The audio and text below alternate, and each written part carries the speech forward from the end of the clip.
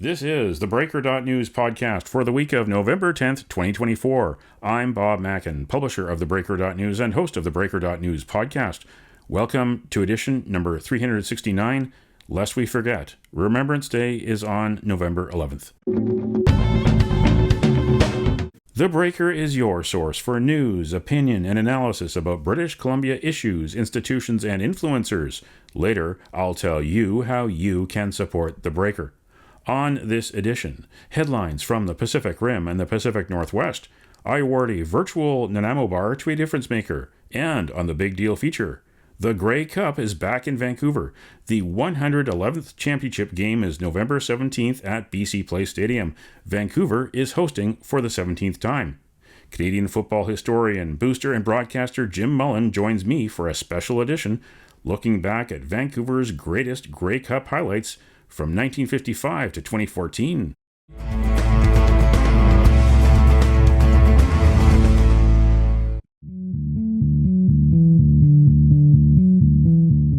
This is the big deal feature on the Breaker.news podcast.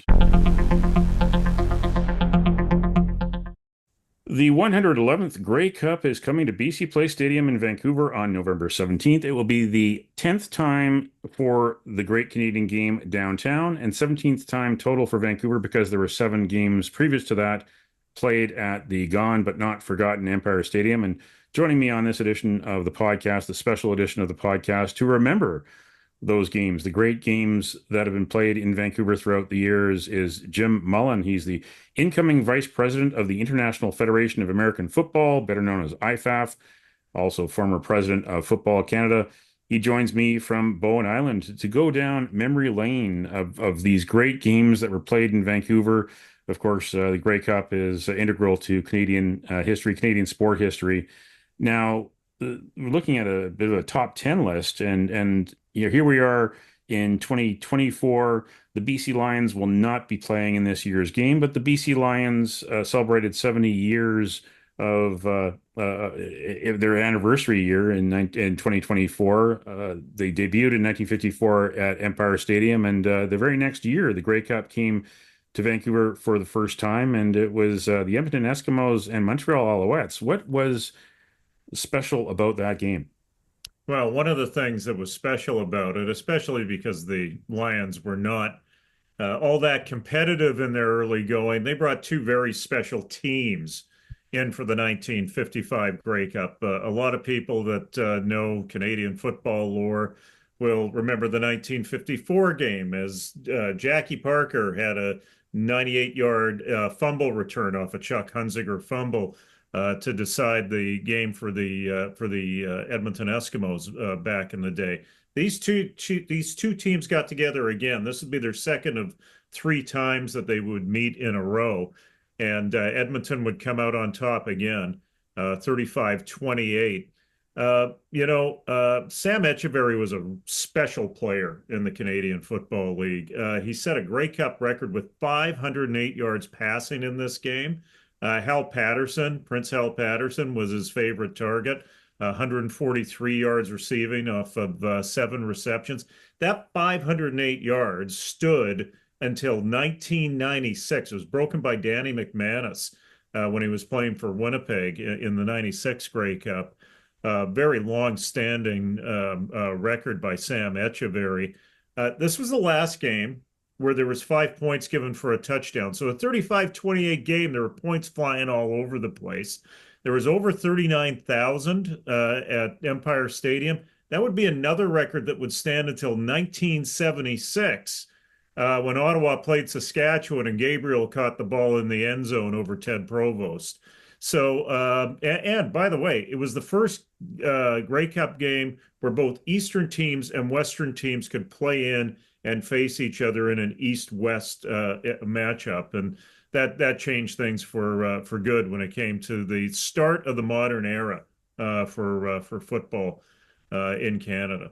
The second big highlight in Grey Cup history in Vancouver at Empire Stadium, 1958. That's when Winnipeg Blue Bombers beat the Hamilton Tiger Cats 35-28.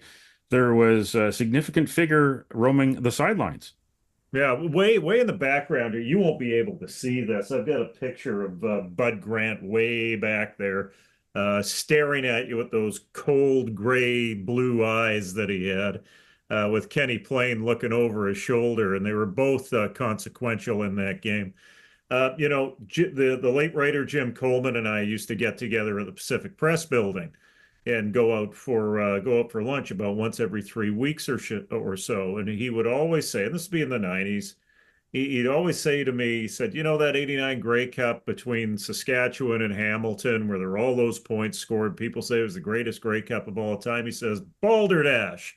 He said the greatest Grey Cup that he had seen, and he had been to a great many of them. It was in the 40s, actually, in terms of the numbers of Grey Cups that he went to, was the 1958 Grey Cup. And it's available on YouTube. It's black and white. I think they used about 3 cameras for the thing at Empire Stadium back in the day. But go watch that game because, I mentioned Kenny Payne. Jim Van Pelt was the quarterback. Kenny Payne was a All-American at Iowa. And in fact, Winnipeg went down and played some games in Iowa where they got 40,000 to see the Winnipeg Blue Bombers play football. He had some moves where Jim Van Pelt would throw it to him in the flat. He'd catch it and then do a rugby flip to Leo Lewis, who would pick it up on the fly. Like just amazing athleticism that we don't even see necessarily in today's game. So you got guys like Van Pelt, Payne, Lewis, and the other part of this that's really significant about this game is that this would be part of another rivalry run in the Grey Cup. These two teams between 1953 and 1962 would meet each other 6 times. Winnipeg won, I guess, those 6 games by a margin of 4-2, but it was a really pitched rivalry between the Ticats and the Winnipeg Blue Bombers. And then third on the list, 1966. Now that was significant for, of course, being the face-off of the Rough Riders versus the Rough Riders. The parade night. It was a Friday night parade in downtown Vancouver, and everyone loves a parade. Not everybody loves a riot. And that's what happened. It was Vancouver's first major sports riot.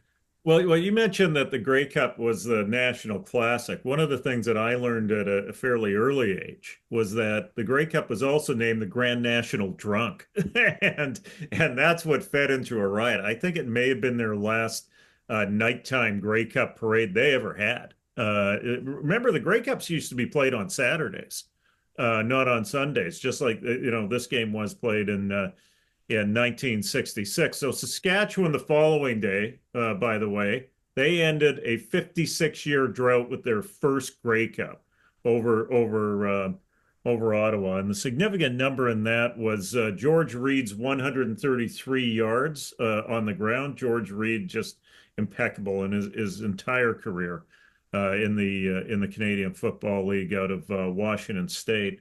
But, the other significant numbers from that Friday night parade, 433 arrests in total, 251 for drunken behavior, 162 for unlawful assembly. Vancouver would have to wait, I think, until 1994 to experience the joy of a sports riot again. And then number 4 on the list, 1971. That's when the Stampeders beat the Argonauts. That was interesting because of the field, tartan turf, the first artificial turf Grey Cup. Well, not only did it have tartan turf, but it had some wonderful West Coast weather that day. The rain was coming down in sheets, and if people remember Empire Stadium, once they put the artificial turf in, there was a 22-inch crown. And if you sat in the first 5 rows of that stadium, if somebody was on the opposite sideline, all you would see is their shoulders and their head. They had to create this level of a crown so the water would drain off, but it didn't totally drain off. And it was a tight game. Toronto was looking for their first Grey Cup victory, I believe, since 1952. It had been a long time. I may stand to be corrected on that. But they were in scoring range. They were down at the Calgary 11 late in the fourth quarter. Joe Theismann, who changed the pronunciation of his last name to rhyme with Heisman. It technically his real pronunciation of his name was Thiesman. When we went to Notre Dame, he changed pronunciation to Theismann. Was a big signing for the Toronto Argonauts at quarterback, but he handed it off to the straw that stirs the drink. Leon X-Ray McQuay. And Leon gets the ball, slips on the water-covered turf, hits the ground, the ball pops loose, Calgary recovers. Now, if you watch that on replay again, the ground can't necessarily cause a fumble. It shouldn't have been a fumble, but they ruled it a fumble. By the way, Toronto had they shut Calgary down, and they had another chance to get the ball late in the fourth quarter. Larry Robinson punts the ball, and I believe it was Mike Eben who fielded the ball, mishandled it because it was so wet that day, and then kicked it out of bounds. Because he kicked it out of bounds, Calgary got the ball back again. Toronto couldn't mount any sort of comeback. They lose 14-11, and it's Calgary's first Grey Cup win since that perfect year they had in 1948, where they were the last undefeated team in Canadian professional football. And that 1971 game was also interesting, as we found out in recent years, because of an interesting spectator at Empire Stadium. According to a letter that was sent to the Vancouver Province newspaper, unearthed by some interesting sleuths who are trying to get to the bottom of the mystery of DB Cooper, the hijacker, that DB Cooper apparently wrote a letter to the editor of the Vancouver Province and referenced being at the Grey Cup game. So that's part of the lore of Cascadia, of the mystery of what happened to DB Cooper. Well, apparently he went to the Grey Cup in 1971 at Empire Stadium. So that's one of the tens of thousands of people who've enjoyed Grey Cups in Vancouver, according to a letter to the province newspaper editor back in 1971, was DB Cooper himself. Well, I was at Empire Stadium in 1976 when Crazy George came down in a helicopter. So, have we ever seen Crazy George and DB Cooper in a room at the same time? Now there was one more Grey Cup at Empire Stadium in 1974, but then it shifted downtown as the BC Lions moved into BC Place Stadium, the stadium beside False Creek, ahead of Expo 86. The first Grey Cup indoors happened in November 27th of 1983. The Lions were playing at home, having a second chance to win the Grey Cup at home. They faced the formidable opponent in the Toronto Argonauts. Run us through that game. Yeah, 18-17, the Toronto Argonauts win. The Lions came out with a solid drive.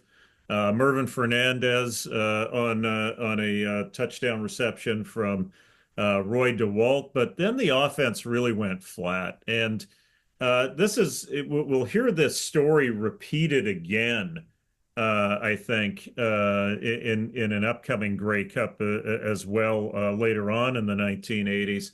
But one quarterback comes out for Toronto named Conridge Holloway. Another guy goes in by the name of Joe Barnes. Changes the pace of the entire game for the Argos, and that allows them to rally to win. Lions had a shot moving the ball in the fourth quarter on a third down play. DeWalt finds BC receiver Jacques Chapdelaine, later to be known as an offensive coordinator with the Lions and a head coach with the Laval Rouge et Or, and won a Vanier Cup there. But it wasn't his day to win a cup. Drops the ball, bobbles it, hit him right between the numbers, and that was it for the Lions on their home field. Yeah, and that was quite a game to witness, history to witness. But then at the time I was living in False Creek, a 13-year-old living in False Creek, I couldn't get to sleep that night because of all the Toronto fans roaming the seawall in False Creek, shouting "Argos."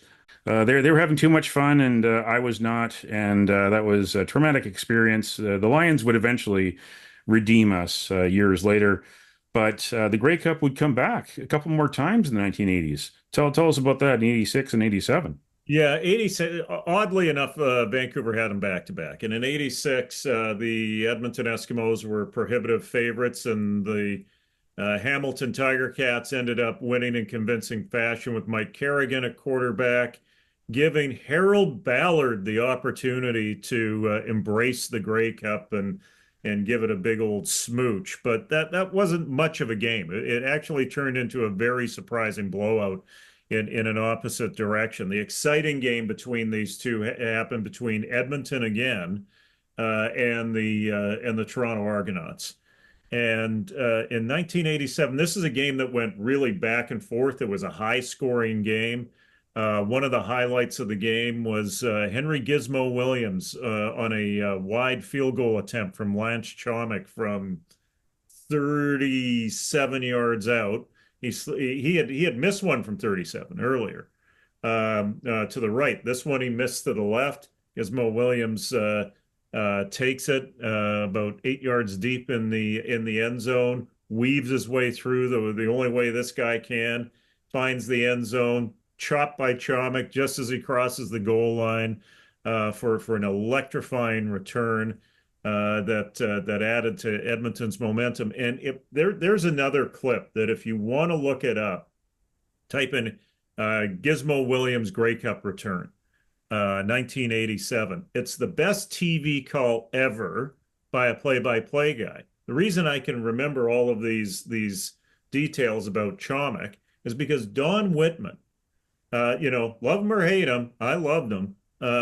He sets up the field goal. He says, Lance Chomick, he missed from here. This is from the opposite hash mark. It's from the same distance. Gizmo Williams is X number of yards in the end zone. The kick is up and it's wide. And then he shuts up for the entire return, and lets the crowd tell the story, and goes into the end zone. They go to the camera at the field level, and then he says, and once again, the Gizmo delivers. That's all you have to say in a moment like that. You need to look it up if you're interested in seeing something that was totally electrifying.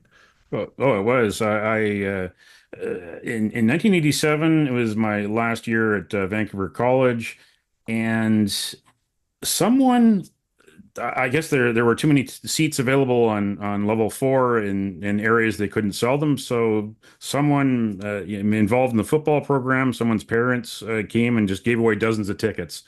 So I had a ticket on level four, right in front of the Mitsubishi Diamond Vision scoreboard, where people didn't like to sit because they couldn't see the scoreboard.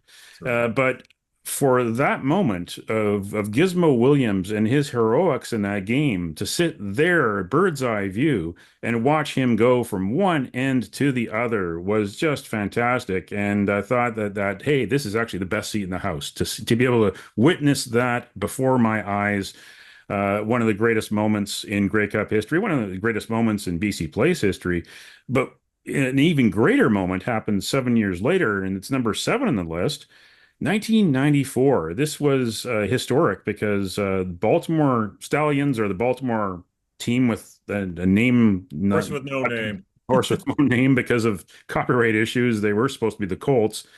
But here they came. The American Invaders came to BC Place Stadium to try to bring the Grey Cup, take the Grey Cup out of Canadian hands. And the BC Lions, we're going to have none of that. And they defended the Grey Cup that day. The game wasn't sold out. It was an interesting atmosphere being 1994, several months after one of Vancouver's other sports riots. But this was also a game with some stars on both sides of the field, some great coaches. Tell us more about this, the epic between the BC Lions and Baltimore on that day.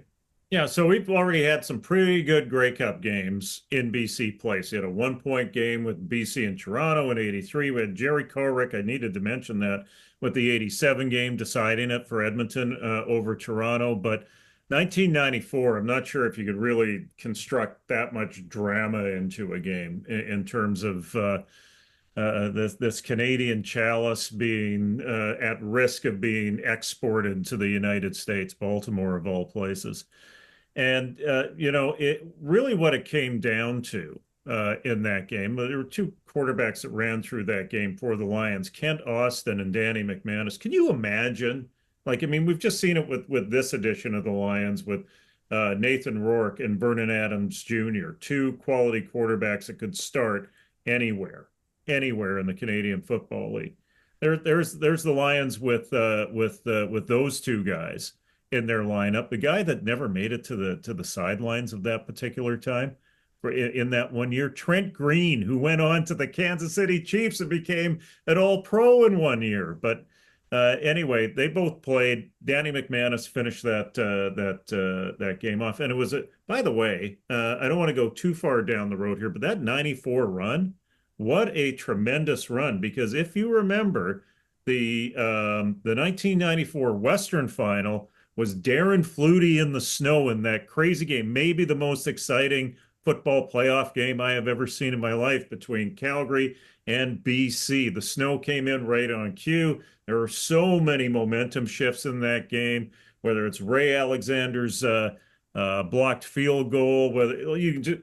There's another one that you got to look up on YouTube. And then the game before, I was in attendance at that game where Damon Allen throws an interception on a 2nd and 6 as Edmonton can close the game out with a field goal. But Charlie Gordon picks it off, runs it down into Edmonton territory. 3 plays later, Louis Pasaglia is kicking a game-winning field goal. So you've got one game that is decided by 2, another game that's decided by, that was 38, another 2, and then another game that's coming down to the toe of Louis Pasaglia between Baltimore and BC. And Louis had a shot at that and missed it the first time, right? Inside the 3-minute warning, and then makes it on the second opportunity that he has. And there's one fantastic shot and it's shot from behind Pasaglia where he puts it up, and there's somebody just sitting right above the entrance in the end zone seats with a Canadian flag, and he's waving a Canadian flag, and you see the ball sailing up through the uprights, and at least for one more year, the BC Lions saved the Grey Cup for Canada. The next year, Flutie wasn't so lucky in Regina playing for the Calgary Stampeders as he lost to Baltimore. That was the one game that we'd really like to have back, I think, as Canadians. Yeah, that 1994 game, Louis Pasaglia's game-winning, cup-winning field goal into the uprights in the west end zone was the greatest moment on the west side of BC Place. Of course, the 2015 Women's World Cup, FIFA Women's World Cup, Carly Lloyd, she punted that from halfway and scored a key goal to beat Japan. That was in the east end zone. So those are tied for the greatest kicks of all time in BC Place Stadium. And maybe one of the greatest games we've seen, at least we haven't seen much in the way of overtime at all in Grey Cup history, but 2005, the overtime game, the Edmonton Eskimos over Montreal Alouettes 38-35. This was also significant because of the coaching battle. You had Danny Machocha versus Don Matthews. You had one of the greatest coaches of all time in Don Matthews against Danny Machocha, yet you had the Eskimos pull it out, and at the same time, you had a significant person in the stands. We talked about DB Cooper earlier, but Pamela Anderson was the Grand Marshal of the parade the day before, and she was a special guest in the stands. Walk us through this one. Of course, Pamela Anderson getting first discovered at a BC Lions game many years before. Danny Machocha, the interesting thing about him is he came up through Quebec. He's a North End Montreal guy, and I can name you another North End Montreal guy that did pretty well in the CFL as a coach, and his name is Wally Buono. So, there might be something in the water with those North End Montreal Italian guys. Peter Dallariva also comes to mind in terms of him playing in Montreal, but he's originally out of Hamilton. That game was interesting. You mentioned the overtime. It was the first overtime Grey Cup since 1961. And we were mentioning the rivalry between Hamilton and Winnipeg. That was Kenny Plain running it into the end zone to clinch it for the Winnipeg Blue Bombers when they went in overtime. People forget this about overtime in the CFL. It used to be 2 10-minute halves, right? They didn't have 2 10-minute halves for overtime here. They had moved to the shootout by 2005. The one thing that I'll remember most of all, because I mean, it was a nice balanced battle between Anthony Calvillo and Ricky Ray at quarterback. Mike Pringle was in the backfield. Ben Cahoon was a leading target for Montreal, but it was Edmonton that won on the day, and it was Danny Machocha prematurely celebrating when he thought the game was over in overtime, but there was still one down left for the Montreal Alouettes, and quite frankly, Danny hopped out there like Tinkerbell in terms of the way that he celebrated, and then got his headset tangled around him, and whatnot. But that was a game that had a lot of momentum shifts in it as well, and once again, it added to the storied rivalry between Edmonton and Montreal that went all the way back to the 1950s. And we had to wait another 6 years for the Grey Cup to return. But when it returned in 2011, it was the renovated BC Place Stadium. The new retractable roof system was there. The roof was closed that day, of course, but brand new seats, new video screens. BC Place Stadium was renewed, and the Lions had another chance to win at home. They played the Winnipeg Blue Bombers, and it was Wally Bono pacing the sidelines for the Lions that day.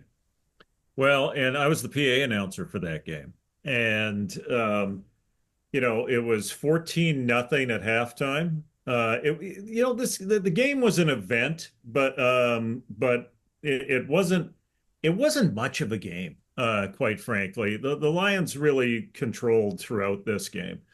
And they had a big name there for the halftime show. And I'm looking down at the crowd from the PA booth. I'm going, okay, everybody's kind of quieted down here after the first half. People are turning to go get their beer. And I go, ladies and gentlemen, stay in your seats. You're not going to want to miss halftime entertainment with Nickelback. And what did people do, Bob?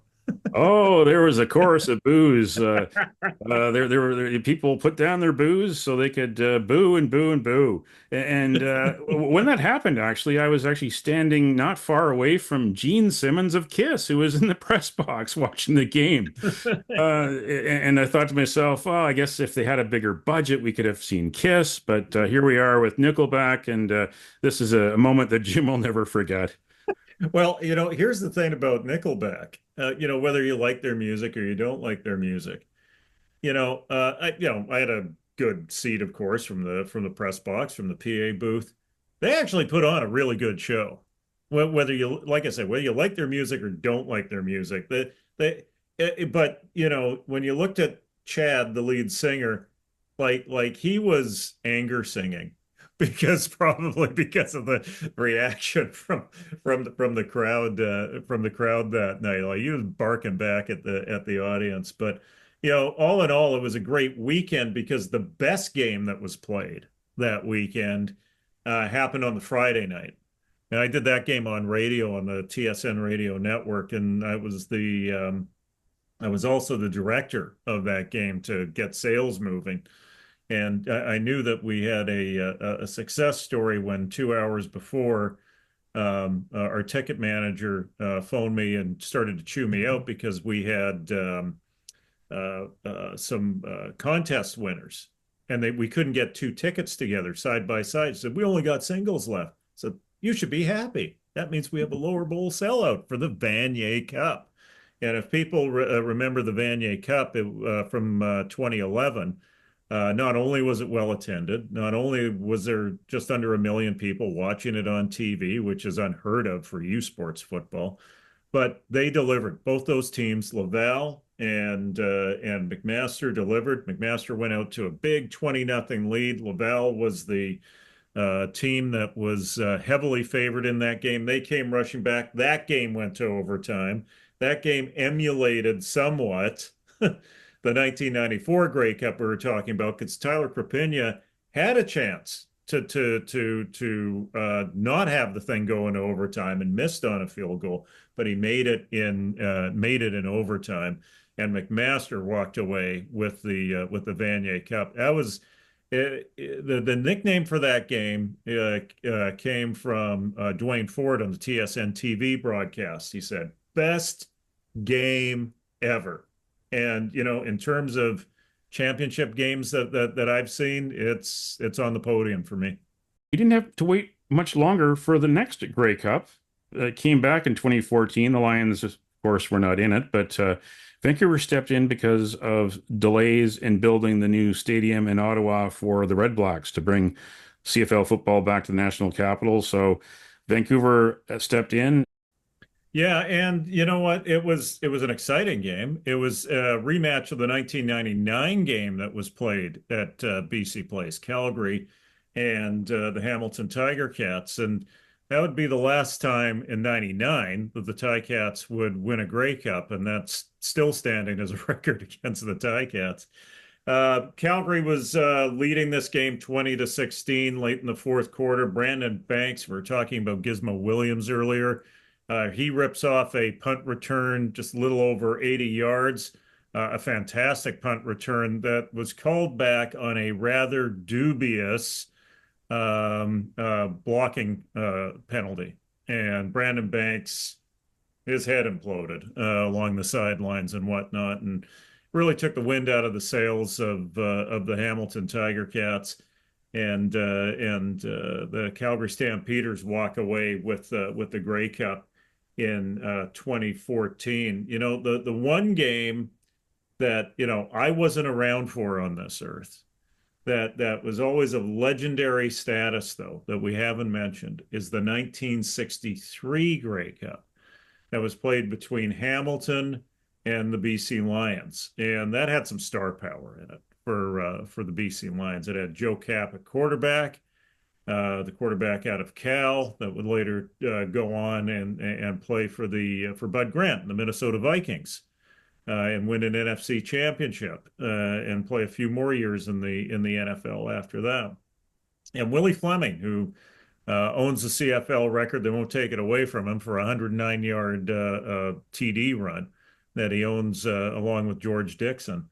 Willie Fleming was on a tear that year. He had an average of 9.2 yards per carry, and he ran out into the flat. There's a high angle shot of him getting tripped up, and big 68 King Kong Angela Mosca lands on him, knocks him out of the game. Lions without Willie. It was the Willie and Joe show. The Joe show just wasn't enough for the BC Lions that went flat. Bernie Filoni and Prince Hal Patterson went off in the rest of that game, and Hamilton walks away with a victory.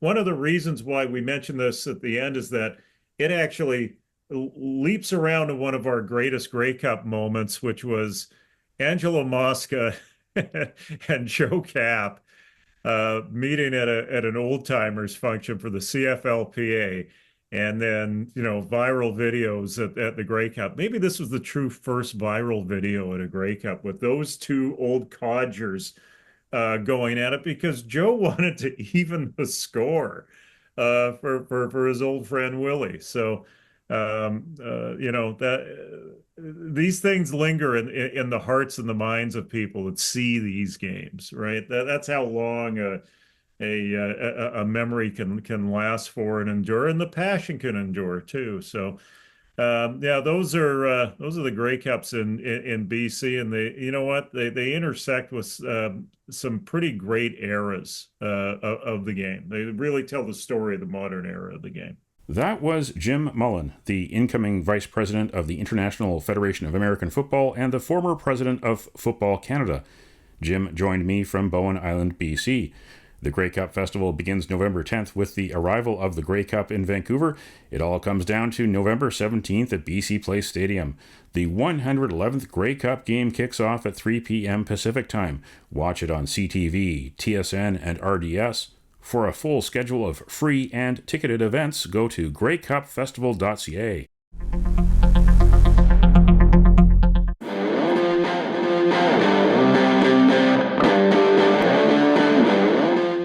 It's time on the Breaker.news podcast for Around the Rim.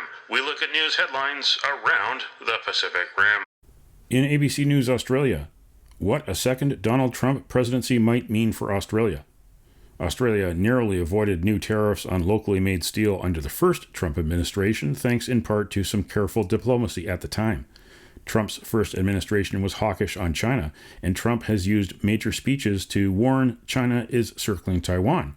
But he has also said he got along great with China's President Xi Jinping and had a very strong relationship with him.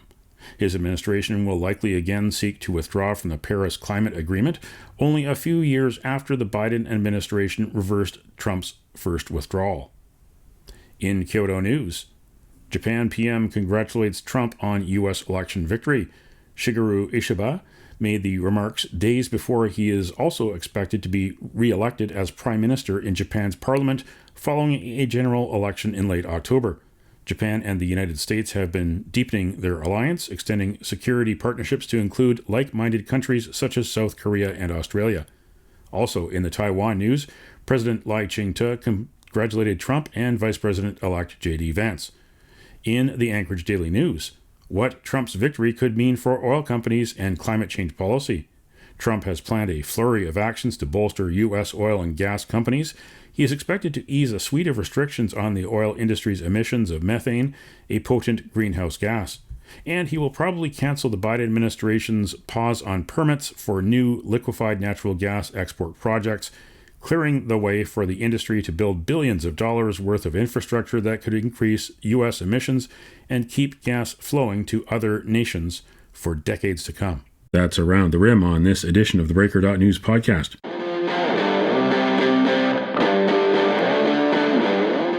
Now it's time on the Breaker.news podcast for Cascadia Calling. We look at news headlines around the Pacific Northwest. In the Oregonian, voters reject statewide ranked choice voting by wide margin. The ballot measure would have required officials to put ranked choice voting into place by 2028 for elections for president, Congress, governor, secretary of state, attorney general, treasurer, and labor commissioner. It would have also allowed cities and counties to implement the voting system for local elections and require the secretary of state's office to create a voter education program for the new system. In CascadiaDaily.com, ban on restricting natural gas set to pass. Additionally, Whatcom County voters accepted an amendment to the county charter to ban elected county officials from holding other public offices during their term. In King5.com, Clallam County voted for losing presidential candidate for the first time in 40 years. Clallam County was the last bellwether in the country. Now there are no more. Since 1984, voters in Port Angeles and surrounding towns had voted for the presidential winner, but on November 5th, a majority chose Democrat Kamala Harris over Donald Trump. Clallam County was the last of its kind among the 3,000 counties around the USA. And in the Breaker.news, read these stories. EB offers olive branch to victorious Trump week after vowing to shun some conservatives in BC. And North Shore wastewater treatment plant schedule in flux again? And introducing Bob Mackin.substack.com. Visit me there too. That's Cascadia Calling on this edition of the Breaker.news podcast. Don't matter what color you are, 'cause love will conquer hate, so you won't stand alone, you won't stand alone.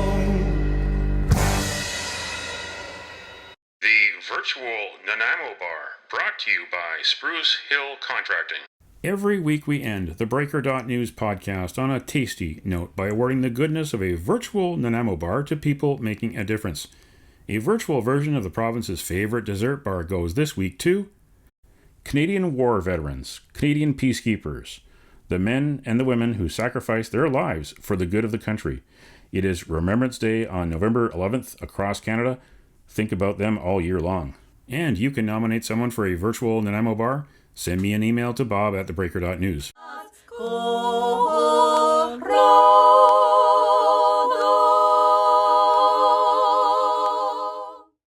That's it for the Breaker.news podcast for the week of November 10th, 2024. I'm Bob Mackin. Thanks for joining me. Did you know that on the 10th of November in 1999, the World Anti-Doping Agency was founded in Lausanne, Switzerland, under Canada's Dick Pound? It's a legacy of Canadian Ben Johnson's sole 1988 Olympic steroid scandal. WADA is headquartered in Montreal. Now you know. Send me your feedback. Send me your story ideas to bob@theBreaker.news. Bookmark theBreaker.news. You can also find us at theBreaker.ca. And introducing bobmackin.substack.com. Visit me there too. And sign up for the free email newsletter and get updates to your inbox, or follow the Breaker News as news happens on X, formerly Twitter. And you can support the Breaker for as little as $2 a month. For more information, go to patreon.com/thebreakernews. That's patreon.com/thebreakernews. Until next week.